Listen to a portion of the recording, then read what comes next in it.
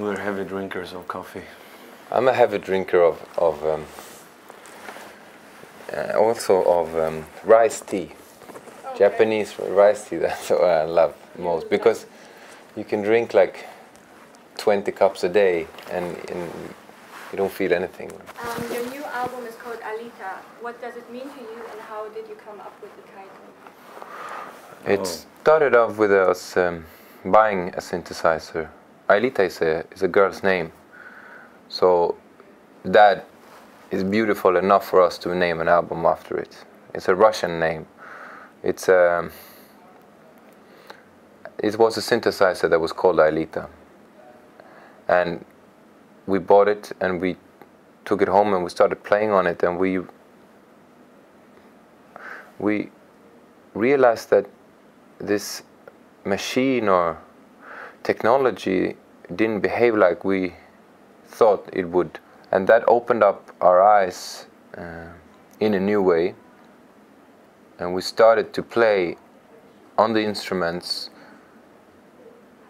more like we were riding horses or climbing trees than we were like physically tapping on a computer. We could combine like nature and ourselves and the instruments in a new way. And that was AELITA, that was the idea.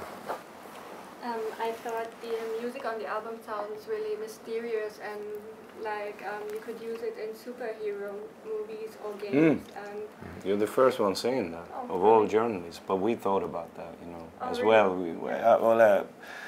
One of the associations I have to this album is the superhero thing. I always thought that your music really sounds like film music, so I've filmed something that inspires you. Oh yes, very, very much. Yes. Films and games, you know. I mean, computer games has been since day number one. When we started out as 15, 16-year-old kids, you know, we were really inspired by the games we've been playing. You know, when we were kids and when we were playing, we used to do this thing where we closed our eyes and we listened to the music, and then we played to the beat and not to the monsters and everything in the game.